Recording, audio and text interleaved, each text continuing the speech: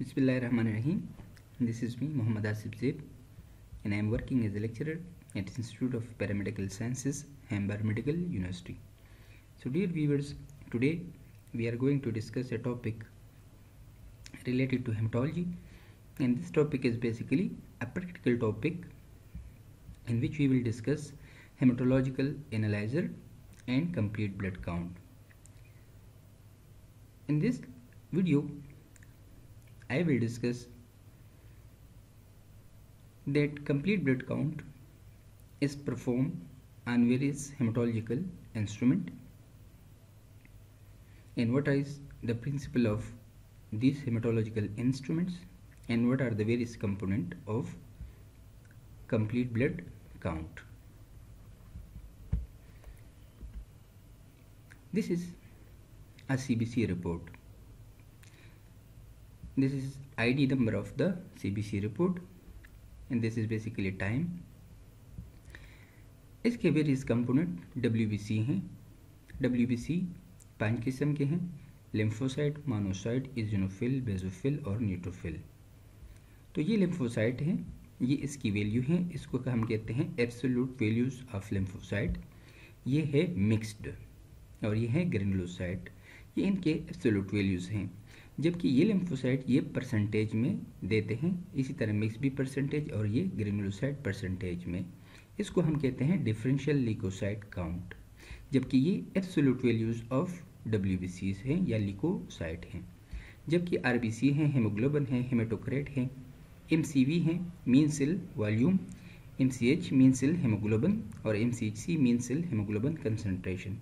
ये RDW है, red cell distribution, weight, ये प्लेटेट, ये MPV जो कि प्लेटेट के पैरामीटर्स हैं.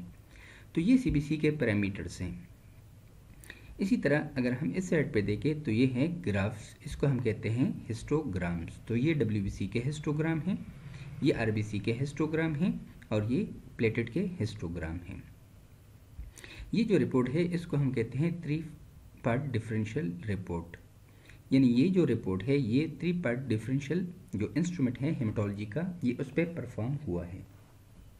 3 पार्ट का मतलब ये है कि इसमें लिम्फोसाइट, ग्रेनुलोसाइट और मिक्स देते हैं. यानी absolute value of lymphocyte, absolute value of granulocyte, जबकि इसमें मिक्स्ड भी हैं. चूंकि इजोनोफिल, बेसोफिल और मोनोसाइट ये मिक्स में देते हैं, इसलिए हम इसको कहते हैं, चूंकि ये इंस्ट्रूमेंट सिर्फ और सिर्फ 3 पैरामीटर्स हमें देते हैं WBC के, तो इसलिए हम इसको कहते हैं 3 पार्ट डिफरेंशियल. एक और इंस्ट्रूमेंट उसको हम कहते हैं 5 पार्ट डिफरेंशियल. 5 पार्ट डिफरेंशियल का मतलब ये है कि ये इंस्ट्रूमेंट हमें WBCs जितने भी WBCs हैं जैसे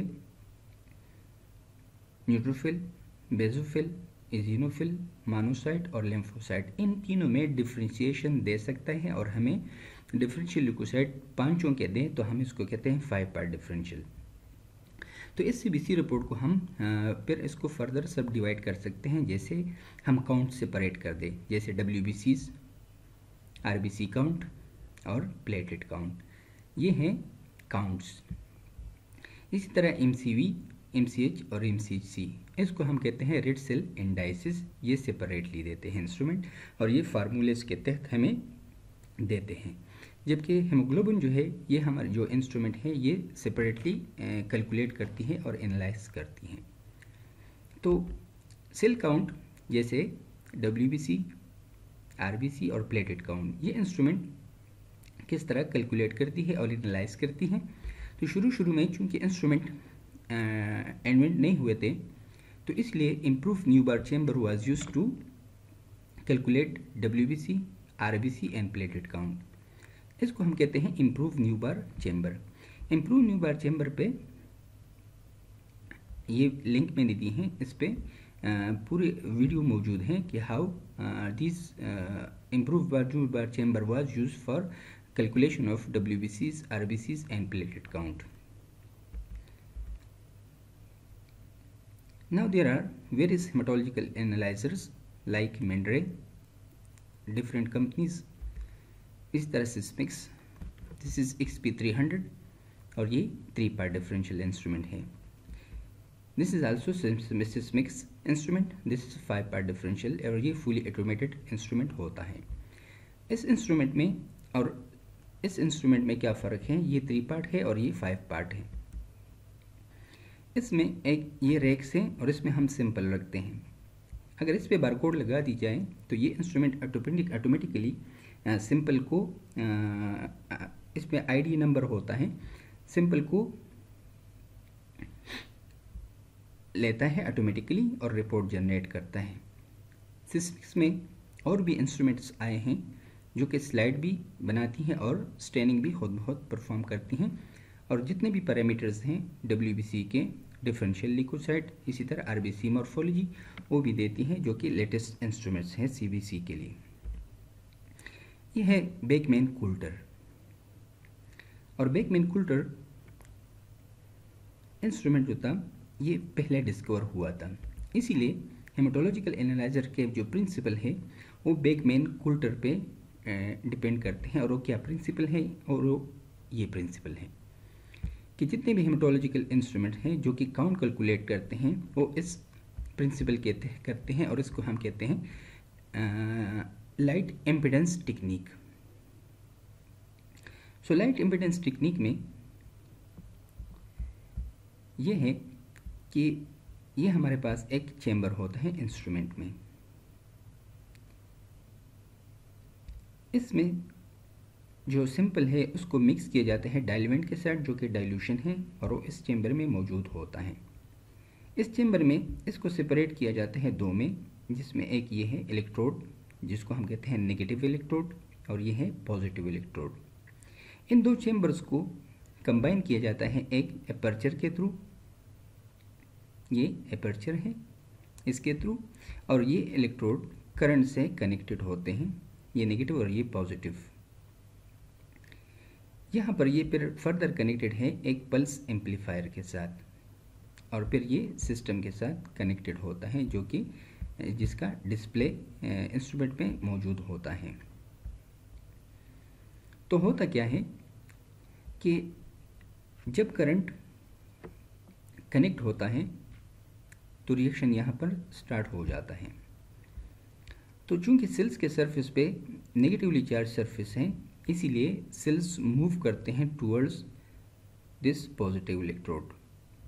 तो इस एपर्चर के थ्रू सेल्स एंटर होते हैं इस चेंबर में। तो जो ही सेल्स इस चेंबर में एंटर होते हैं एक रेजिस्टेंस क्रिएट हो जाती है, और ये रेजिस्टेंस यहाँ पर शो होती है। जैसे एक सेल एंटर हुआ इस चेंबर में, ये रेजिस्टेंस यहाँ पर आ जाएगी। ये रेजिस्टेंस पर पल्स एम्पलीफायर के थ्रू इसको कन्वर्ट करते हैं इस रेजिस्टेंस को पल्स में, यानी मीन्स कि अ पल्स विल बी जनरेटेड, और ये पल्स पर यहाँ पर ग्राफिकल रिप्रेजेंटेशन के फॉर्म में शो होता है। तो अगर एक पल्स जनरेट हुआ मीन्स कि एक सेल एंटर हुआ और एक सेल कैलकुलेट हुआ, तो यहाँ पर काउंटिंग होती है उन सेल्स की। तो जितने सेल्स एंटर हुए एक माइक्रोमीटर में, जितने भी सेल्स कैलकुलेट हुए वो काउंट के फॉर्म में हमें दी जाती हैं। इसी तरह पल्स के साइज पे भी डिपेंड करता है कि पल्स कितने साइज का जनरेट हुआ, मीन्स कि अगर सेल का साइज कम है तो कम पल्स जनरेट होगा, अगर सेल्स का साइज ज़्यादा है तो ज़्यादा पल्स जनरेट होगा, अगर सेल्स का पल्स जो साइज है वो मीडियम है तो मीडियम पल्स जनरेट होगा। तो मीन्स डिपेंड करता है कि एक तो सेल्स की जो काउंटिंग है कि 1 2 3 4 5 6 एक ये, दूसरा कि चूँकि डिफरेंट सेल्स डिफरेंट साइज़ के होते हैं, जैसे प्लेटेड है उनका साइज़ तकरीबन 2 to 3 माइक्रोमीटर होता है, तो कम पल्स जनरेट होगा, तो वो काउंट होगा प्लेटेड में। RBC का साइज़ 7.5 है, तो अगर 7.5 माइक्रोमीटर का साइज़ है तो पल्स भी उसी के मुताबिक जनरेट होगा, और ये कैलकुलेट होगा RBC में। WBC का साइज़ चूँकि बड़ा है तो उसी के मुताबिक पल्स जनरेट होंगे, और उसी के मुताबिक सेल्स को कैलकुलेट करते हैं कि ये WBCs हैं, ये प्लेटेड्स हैं और ये RBCs हैं। तो हमें हिस्टोग्राम पर बताती हैं, इसको हम कहते हैं हिस्टोग्राम। इस हिस्टोग्राम में अगर हम देखें तो इस पर मुख्तलिफ साइज़ दिए हुए हैं, 0 से लेकर 200, 250 एंड 300 तक। तो इसमें ये है LD लोडेस्ट डिस्क्रिमिनेटर, ये है ट्रफ 1, ट्रफ 2, ये मूवेबल होते हैं, जबकि एलडी और अपर डिस्क्रिमिनेटर ये फिक्स होते हैं। ये है मुख्तलिफ पॉपुलेशंस के सेल, जैसे ये एक अलग पॉपुलेशन है, ये एक अलग पॉपुलेशन है और ये एक अलग पॉपुलेशन है। तो पॉपुलेशन नंबर 1, पॉपुलेशन नंबर 2 और population number 3 if mean fraction, तो ये 3 किस्म के हैं। तो ये जो पॉपुलेशन है, चूँकि इसका साइज़ कम है, यहाँ से लेकर यहाँ तक ये जो पॉपुलेशन है, चूँकि इसका साइज़ कम है तो इसलिए ये प्लेटेड में काउंट करते हैं, जबकि ये जो पॉपुलेशन है इफ 2, ये आरबीसी में फिर काउंट होते हैं। और ये जो पॉपुलेशन है, चूँकि इसका जो साइज़ है वो ज़्यादा है, तो मीन्स के सेल्स के साइज़ ज़्यादा हैं, इसलिए ये डब्ल्यूबीसीज के पॉपुलेशन हैं। तो अगर कोई पार्टिकल्स हैं, जैसे ये लोअर डिस्क्रिमिनेटर, इसका मतलब ये है कि यहाँ से लेकर यहाँ तक जितने भी सेल्स होंगे वो सेल्स नहीं है, बल्कि वो पार्टिकल्स हैं। तो अगर लेट सपोज एक प्लेटेड है तो वो यहाँ पर कैलकुलेट होंगे, लेकिन अगर एक प्लेटेड है उसका साइज़ बड़ा है, जैसे जायंट प्लेटेड, उसका साइज़ तकरीबन आरबीसी के साइज़ के बराबर होगा, तो मशीन इंस्ट्रूमेंट इसको फिर कैलकुलेट करती हैं आरबीसीज में।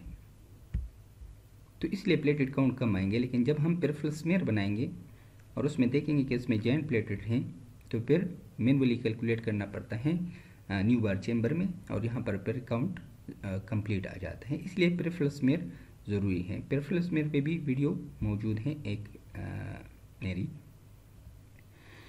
इसी तरह अगर सिवियर माइक्रोसाइटोसिस है, सिवियर माइक्रोसाइटोसिस का मतलब ये है कि अगर आरबीसी का साइज़ जो है या एमसीवी उसकी बहुत ही कम है, तो चूँकि साइज़ कम हुआ इसलिए इंस्ट्रूमेंट पर इसको काउंट करती हैं प्लेटलेट्स में, तो उस पेशेंट के प्लेटलेट्स ज़्यादा होंगे। और पेरिफेरल स्मीयर पे जब हम देखेंगे तो हमें प्लेटलेट नॉर्मल नज़र आएंगे, और वो ड्यू टू सिवियर माइक्रोसाइटोसिस की वजह होगी। अब ये हिस्टोग्राम, जैसे एक सेल काउंट हुआ, दूसरा, तीसरा, इसी तरतीब से ये बनती हैं।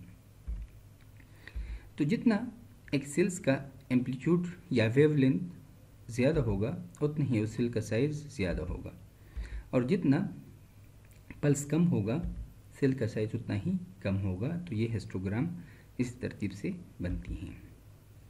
फिर इसके बाद हेमेटोक्रेट हैं। हेमेटोक्रेट या PCV, pack cell volume. Pack cell volume का मतलब ये है कि अगर ये हमारे पास होल ब्लड है, तो होल ब्लड में यहाँ से लेकर यहाँ तक होल ब्लड, इसको जब हम सेंट्रीफ्यूज करते हैं तो ये 3 में डिवाइड होते हैं, प्लाज्मा में, बफी कोट में, और ये हैं red blood sales. Red blood sales तकरीबन 45% होते हैं, 44%, जबकि बफी कोट समेत ये 45% है। तो जो फॉर्म एलिमेंट है ब्लड में वो 45% है, जबकि प्लाज्मा 55% है। तो हेमेटोक्रेट को हम किस तरह डिफाइन करते हैं? तो हेमेटोक्रेट को हम इस तरह डिफाइन करते हैं कि the space occupied by red blood cells in a whole blood is known as हेमेटोक्रेट।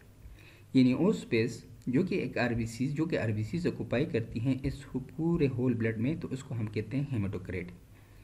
अब जैसे ये है, ये नॉर्मल है, मीन्स कि 44% है। पॉलीसाइथेमिया एक डिसऑर्डर है, इसमें रेड ब्लड सेल्स की क्वांटिटी ज़्यादा हो जाती है, तो इसका पीसीवी पर ज़्यादा होगा। जबकि अनीमियाज जिसमें हेमोग्लोबिन की कंसंट्रेशन कम होती हैं, तो इसलिए उसमें हेमेटोक्रेट कम हो जाता है। तो इंस्ट्रूमेंट इसको इसी तरतीब से कैलकुलेट करती है और एनालाइज करती है। लेकिन जब इंस्ट्रूमेंट नहीं थे तो माइक्रो हेमेटोक्रेट पे इसको कैलकुलेट किया जाता है। ये सेंट्रीफ्यूज का एक टाइप है और इसमें यूज़ होता है कैपिलरीज। इन कैपिलरीज के थ्रू फिंगर प्रिक के ज़रिए फिंगर को प्रिक किया जाता था और फिर इस कैपिलरीज में ब्लड लिया जाता था 2 कैपिलरीज में, और इसको इसमें इस जगह पे रख देते हैं बैलेंस करके।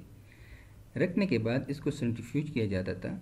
सेंट्रीफ्यूज करने के बाद ये पीसीवी रीडर है, इसमें इस कैपिलरी को रख दिया जाता था। और ये जो रेड लाइन है जहाँ पर ये सेपरेट हुए हैं, इस रेड लाइन के साथ कंपेयर किया जाता था कि ये कहाँ पर आते हैं। तो ये तकरीबन 45%। तो इस इंडिविजुअल का जो पीसीवी है वो 45% है। तो इसको हम कहते हैं माइक्रो हेमेटोक्रिट रीडर, हम इसको कहते हैं। इस तरतीब से हेमेटोक्रिट को कैलकुलेट किया जाता था।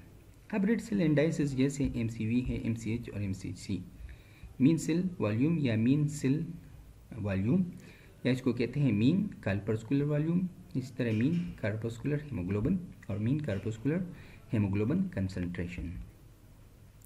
Now what is MCV? MCV ये है कि जैसे हमने पीसीवी कहा कि पीसीवी ये है कि होल ब्लड में आरबीसीज जितनी स्पेस ऑक्युपाई करती है उसको हम कहते हैं हेमेटोक्रेट। एमसीवी ये है कि एक आरबीसी इस पूरे पीसीवी में जितनी स्पेस ऑक्युपाई करती हैं उसको हम कहते हैं मीन सेल वॉल्यूम या मीन कार्पस्कुलर वॉल्यूम, यानी the volume or space occupied by a single RBC in a given PCV is known as MCV. Again, the space occupied by the average space occupied by a single RBC in a given PCV is known as mean cell volume. चूँकि volume है इसलिए हम इसको फेमटोलीटर में calculate करते हैं, लेकिन instrument इसको इस फार्मूले के तहत कैलकुलेट करती हैं कि HCT divide by RBC count multiply by 10। So let suppose एक पेशेंट का हेमेटोक्रेट 36% है और उसका RBC काउंट 3.8 है, multiply by 10 is equal to 94 femtolitre, जो कि नॉर्मल रेंज इसका है 75 to 95 फेमटोलीटर। सो एमसीवी की इंटरप्रिटेशन कि अगर एमसीवी मोर देन 96 है तो इसको हम कहते हैं मैक्रोसिटिक एनीमिया। अगर एचबी डिक्रीज है तो मैक्रोसिटिक एनीमिया मीन्स कि जो सेल का साइज है वो बड़ा है। तो बड़े मैक्रो कहते हैं, चूँकि सेल है इसलिए हम इसको कहते हैं मैक्रोसिटिक, और उसके साथ एचबी भी डिक्रीज है तो मैक्रोसिटिक एनीमिया। अगर एमसीवी 76 और 96 के दरमियान है तो ये नॉर्मोसिटिक होगा। अगर एचबी उसके साथ कम है तो हम इसको कहते हैं नॉर्मोसिटिक एनीमिया, और सेल को हम कहेंगे नॉर्मोसाइट, इस सेल को हम कहेंगे मैक्रोसाइट। एमसीवी अगर 76 से फेमटोलीटर से कम है तो सेल को हम कहेंगे माइक्रोसाइट और उस एनीमिया को हम कहेंगे माइक्रोसिटिक एनीमिया। तो जब हम एनीमिया की क्लासिफिकेशन करते हैं मॉर्फोलॉजिकली तो हमारे पास 3 किस्म के एनीमियाज होते हैं, मैक्रोसिटिक एनीमिया, नॉर्मोसिटिक एनीमिया और माइक्रोसिटिक एनीमिया। ये एक पेरिफेरल स्मेयर है जिसमें ये एक लिम्फोसाइट है। इस लिम्फोसाइट का साइज़ इस आरबीसी के साइज़ के बराबर है, तो इसलिए हम इसको कहते हैं कि ये नॉर्मोसाइट है। तो इसके एमसीवी 76 और 96 के दरमियान होगी। अगर इस लिम्फोसाइट को हम कंपेयर करें इस आरबीसी के साथ तो ये RBC smaller than this lymphocyte, तो it means the MCV will also be decrease. So this is a microcyte. Similarly, this cell is also microcyte, this cell is also microcyte, this cell is also microcyte, this cell is also microcyte, this cell is also microcyte. So there is microcytosis. But if we compare this cell to this small lymphocyte, so this cell is larger than this lymphocyte. Similarly, this cell is also larger than this lymphocyte. So it means the MCV will be increased.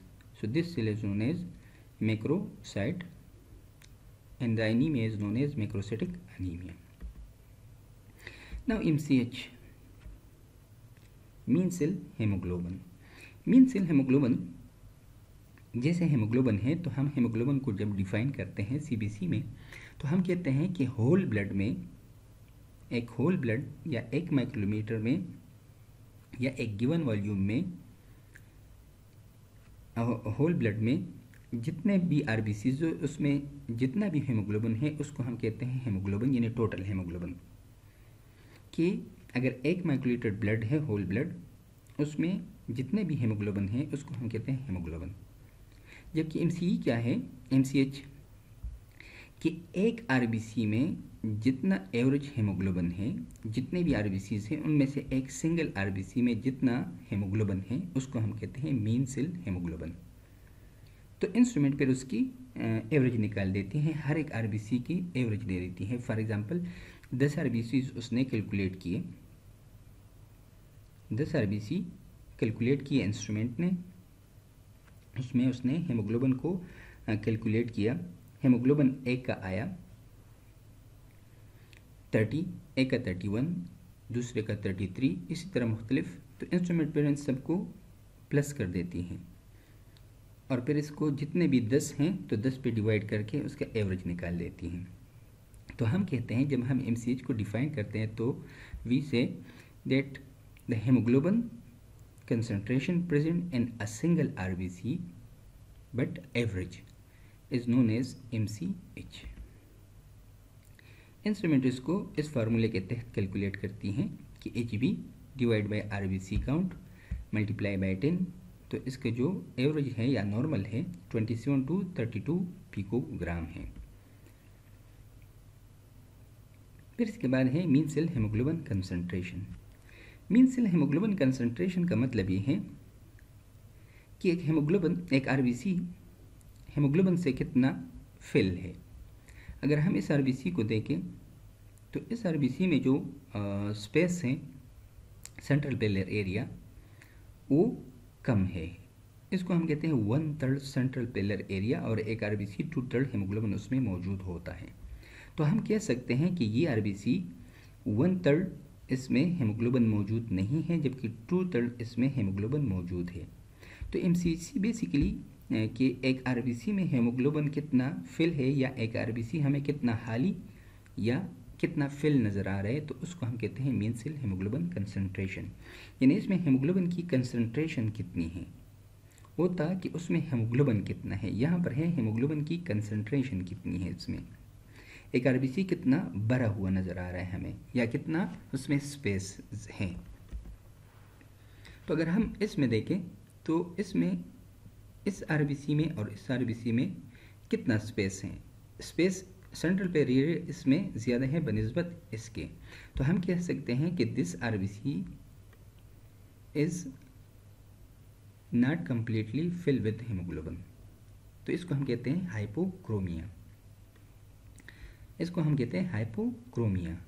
तो इस RBC को हम कहते हैं hypochromic red blood sales. ठीक है, इस RBC का चूंकि साइज कम है तो इसलिए हम इसको कहते हैं माइक्रोसिटिक आरबीसी। इसको हम कहते हैं नॉर्मोक्रोमिक आरबीसी। और एमसीएच का फार्मूला यही है कि Hb divide by HCT multiply by 100 percentage में है। Now differential leucocyte count. Differential leucocyte count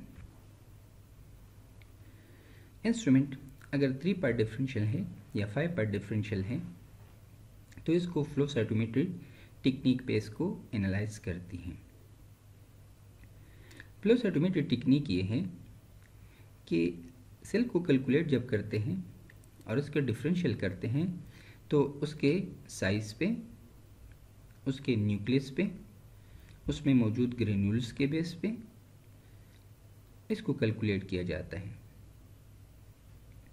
flow cytometry में हाइड्रोडायनेमिक जो प्रेशर है उसके थ्रू एक सिंगल लाइन में ये सेल्स मूव कर रहे होते हैं और फिर उससे लेज़र बीम पास होते हैं। तो अगर ये लिम्फोसाइट है, इसमें न्यूक्लियस चूँकि ज़्यादा है तो ज़्यादा रेज इससे पास नहीं होंगे, जबकि मोनोसाइट हैं चूँकि इसका साइज़ ज़्यादा है तो जब इससे रेज टकराएंगे तो साइज़ और उसके जो कम्प्लेक्सिटी है उसके और ग्रेनुल्स के बेस पे इसको मुख्तलिफ डाइवर्जन में वो लाइट डाइवर्ट होते हैं और उसको डिटेक्ट किए जाते हैं। तो फ्लो साइटोमेट्री टेक्निक पे अगर हम पेरिफेरल स्मेयर बनाएं, पेरिफेरल स्मेयर पे भी ये मैंने लिंक दिया है, इस पे भी मैंने ल्यूकोसाइट की मॉर्फोलॉजी और पेरिफेरल स्मेयर कैसे बनाते हैं इस पे कम्प्लीटली लेक्चर मौजूद है कि how we will differentiate lymphocyte, monocyte, basophil, neutrophil, eosinophil and neutrophil, कि हम इजिनोफिल, बेसोफिल, न्यूट्रोफिल, मोनोसाइट और लिम्फोसाइट को कैसे डिफ्रेंशिएट करते हैं और उसके डिफरेंशियल कैसे करते हैं, इस पे ये मैंने लिंक दी हैं, इस पे लेक्चर्स मौजूद हैं। Thank you so much.